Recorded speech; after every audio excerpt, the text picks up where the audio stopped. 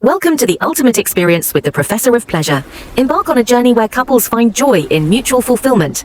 Discover the secrets to truly satisfying intimate connections. It's time to ignite the spark and deepen your bond. Our expert guidance brings joy and excitement back into the bedroom. Say goodbye to barriers and hello to amazing mutual experiences. Embrace a new level of connection and understanding. Join us at Sim and transform your relationship today. Follow us on Sim. Like, subscribe, engage, and share. We're talking about why couples stop being naughty and how to fix it. Number one reason is the routine. It becomes normal. We are married, we wake up, sleep, eat, the things you do, the activities you get engaged in. It becomes a routine, and before you know it, you don't even realize that you're falling into, into a predictable pattern that has become the abnormal norm. Okay, so you just keep going. The same routine mentality now even transcends into the bedroom. It just becomes, okay, we want to have sex, we just have it this way. Missionary, okay, doggy. But already know what we'll do. After missionary, we go to doggy. After doggy, we go to raise your leg up, and we are done. We already know it's just once. You already have that mindset that this should follow this should follow this, game end. You already have that mindset that, oh, okay, I just kiss her a bit. I'll tell her she will touch me here a bit, and then we just go. Okay, she will get wet. If she doesn't get wet, okay, we use this. Like, you already figured it all out. It has become not something you think about. It's just something that has to be done, and you already know the way to be done. Another thing that makes it routine is that you know that, okay, you should always be in the bedroom. You should always remember. I started from the routine, starting from the normal way you live your life as a couple. Then it extends into the way you deal with your intimacy matters. So it extends to the location, it extends to the way it is done. And man, that's a killer. It kills the fun. So how do we fix this? You need to change the location. Who can you tell? You don't go there together. Let one person do the booking. Let one person go and wait, and let the other person come as a guest. Like, it could be either of the spouse. The lady could do the booking, the wife could do the booking. You go, lodge, get ready, bathe, tie your towel, and let the man come to the reception and say, I'm trying to locate room, and let them direct him, and let him come knock, and you open the door and you let the towel fall. Or you let him come in, direct him to bait, Even when, there are different ways to go around this. Just get creative. You can let the towel fall. You can let the round one go down before you let him go bait. When you let the towel fall, he can see, he cannot touch. Clean up and let's get the game running. You can even decorate the hotel room. Spread bed flower, bed petals, the artificial petals. And it could be the man that will book and send her a text message. Meet me at hotel room so after work today. I have a surprise for you. Just change the environment. You can even book you don't have to book overnight.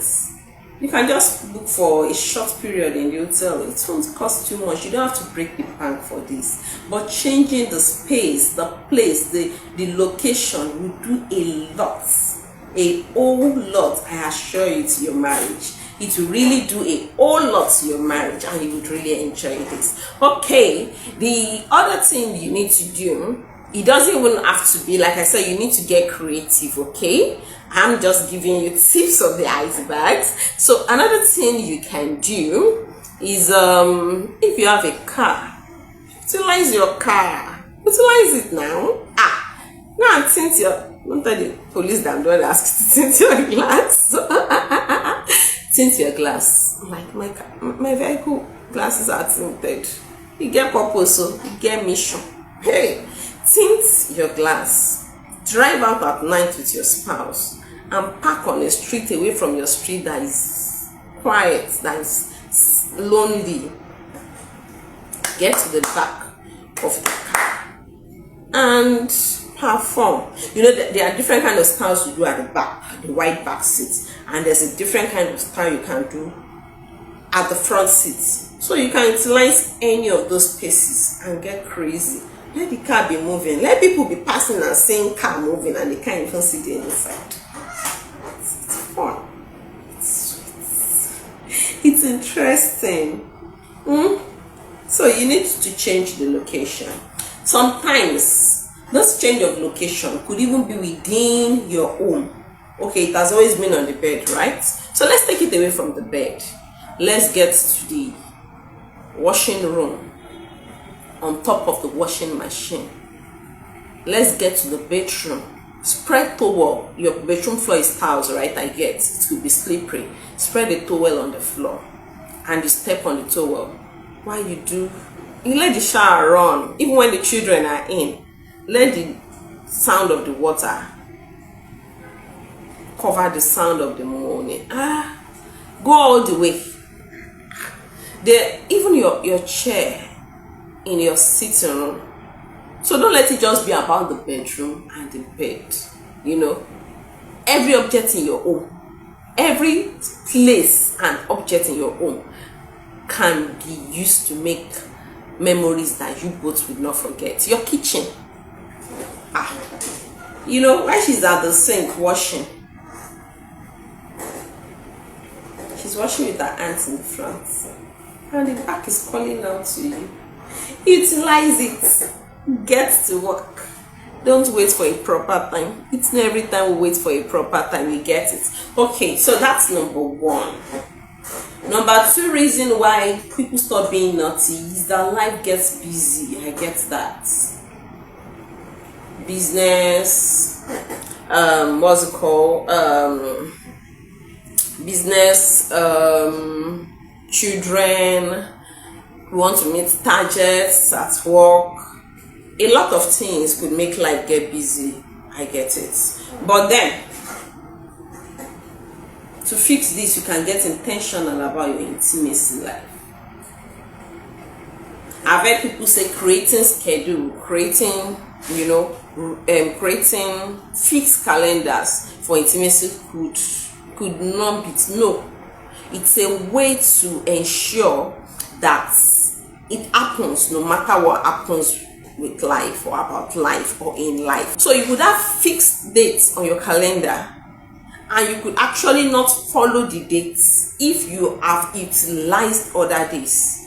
But the dates on your calendar fixed because you are both come to an agreement that if we did not utilize other days, whether we like it or not, in a week we must have sexual intercourse, we must get intimate twice a week. And so when life happens and everything gets busy, you both have it at the back of your mind that we have an appointment with sexual intercourse at least twice this week. So it means if you did not utilize the whole of that week, you have to rush it the last 2 days of that week because it has been written down in agreement. So that's where having a date fixed for it could help you. So in the midst of busy life, you know that okay, we have a commitment. Every 1st, 7th, 21st, we must have sexual intercourse. Now this doesn't mean it won't happen on other days. This means that if it happens on other days, we could actually bust those fixed days. But this also means that if it does not happen on other days, no matter the excuse and no matter what life throws at us, we must have it on this day. Okay, so this to an extent help couples to also ensure that, sometimes couples just look back and they realize, wait, when last did we get intimate? And you're like, it's last month. So no, it's last 2 months. I say, hey, it's been that long. And you did not even realize it until that moment. It happens. So you need to be very conscious about this. Number 3 reason why people stop being naughty inside marriage is resentment. You know the part of the Bible that says little foxes spoils. So there are these little offenses that some spouse will feel, oh, it doesn't matter, but it matters. Little bywords. Say your breast is dangling. The husband might have sent it as a joke, but it really matters to the wife. Little words like, is that what your mates are doing, to the husband? It looks nothing. It might sound like nothing to the wife, but it had brought down her husband's ego. He doesn't even know how to complain about it to his wife. And it creates a form of resentment in him. The same thing for the woman. Oh, I've been busy all day, cannot even help me. And she's feeling resentful. See, he's even watching TV. And then he's coming, he wants to have intercourse, and she's like, you and after I've been busy all day and you have been relaxing, you still want me to come and do what? So it comes from a place of reaction from the resentment that are built up. Sometimes it's not even that day, it could have built up weeks, months, sometimes years. And this starts to make both individuals no longer attracted to each other because they have not communicated this resentment. Now, the simple way to fix this is ensure you get things talked about, ironed out, outside the bedroom space, not at the point of sex. You now start saying, oh, the thing you did, they keep morale. That rod will just die. That wetness will just dry. So you need to find, it's important that couples settle all form of disagreement the same day. Because if you allow it to stay, there's this thing that when you allow it to stay past that day, it becomes bigger than the real picture. Because the mind starts multiplying the scenario, reminding that individual of something else that have happened. It might even be unrelated, and the mind starts making you picture how this looks familiar with this, and maybe this is the reason of this, and it starts getting bigger. So something that was actually something small now becomes very enlarged in the mind, and the individual starts to react not from the place of reality, but from the place of the enlarged picture in the mind. And the more days it stays unresolved, the bigger the picture gets, because our mind is really very imaginative, really imaginative. Okay, so this is why it is important that couples make, a constant habit of settling every disagreement the same day.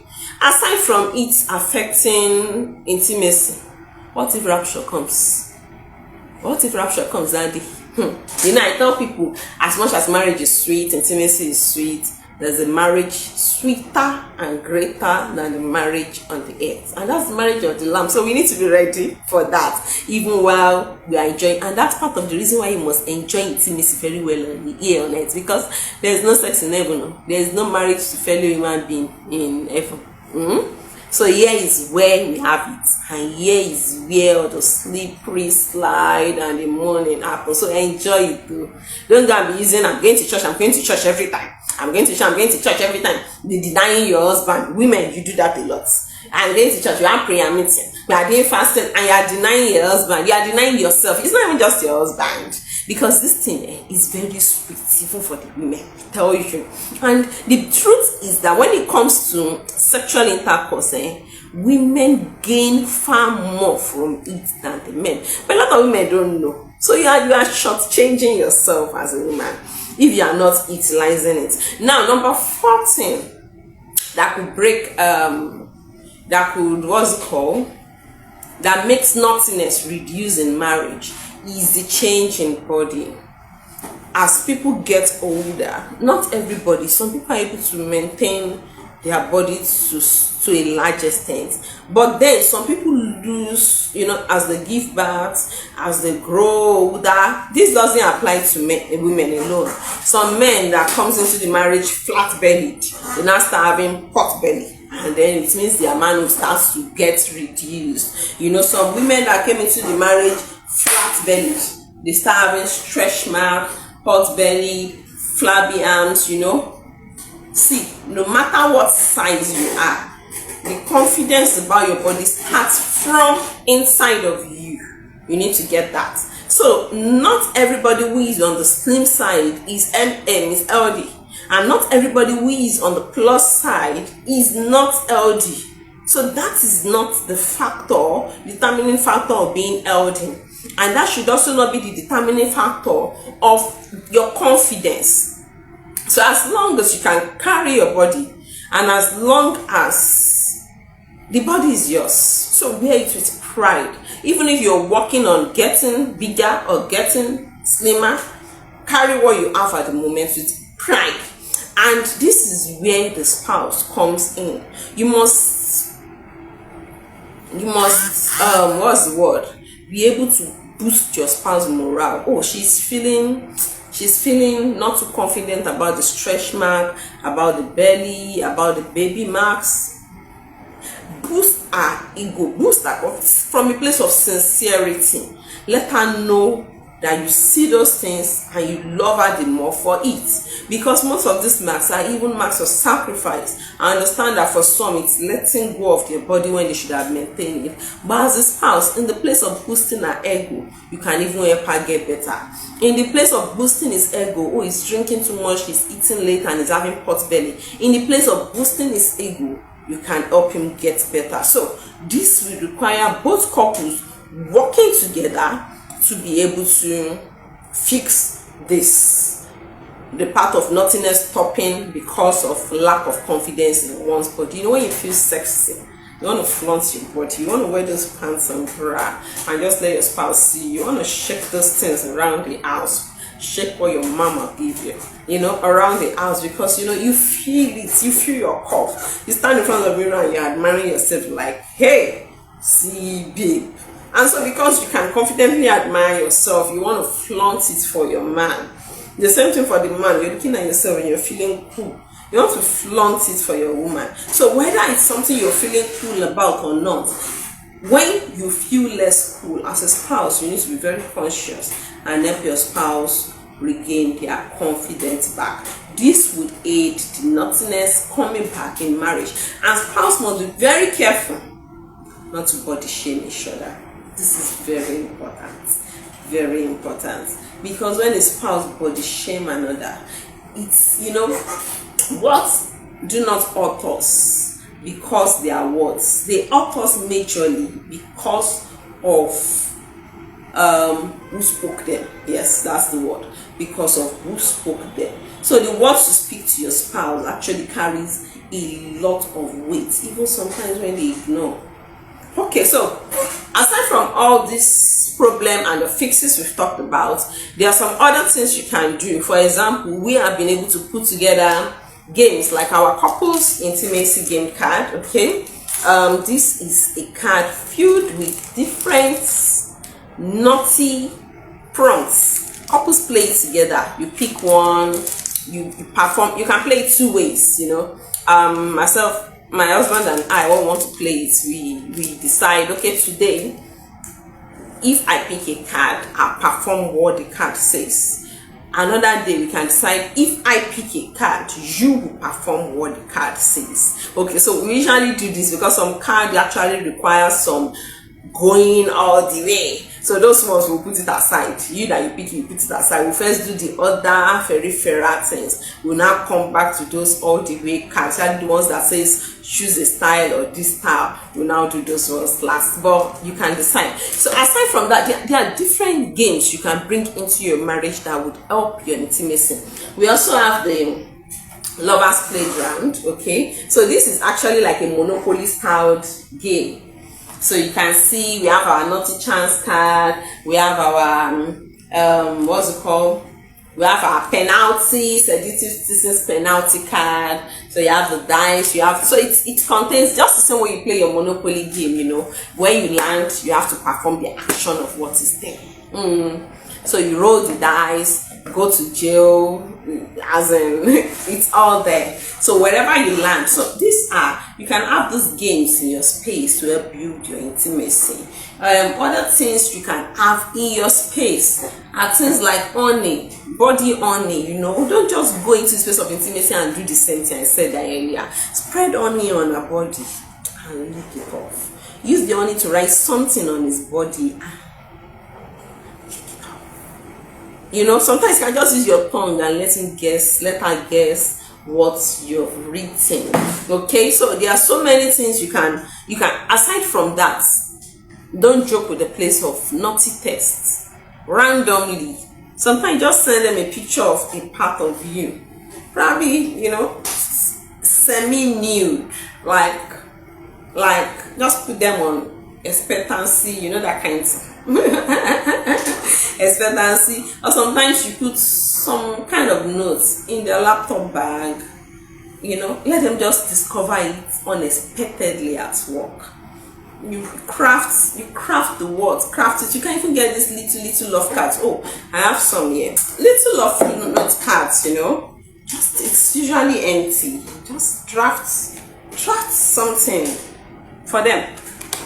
And every couple, you should have things like the scented candle in your bed space. Just change the space. I spoke about the artificial petal the other time. Stuff like this, you know, use it to write things on the bed for your spouse. Just write. You could draw love, you could draw, you know, just get creative with it. So don't let it be a predictable. That's why I said even if you're using your own, you could change the environment. And that's even the beauty of either you're using a scented candle, change the scents you get at every point, you know, so to give your bedroom a different kind of feel. Give your bedroom a different kind of feel. And sometimes you can intentionally get different color or bulbs. Yeah, so you could decide tonight we're going to go with the red bulb or the yellow bulb. You know, you change the bulb at different time to give your bedroom space a different kind of feel, just to bring back that naughtiness into your marriage. Okay, so what are you going to be doing different? I like to hear that. What are you going to be doing different with your spouse this week, tonight, or this weekend? Or so what are you going to be doing different with your spouse? I would like to read that from you. Like, subscribe, engage, and share.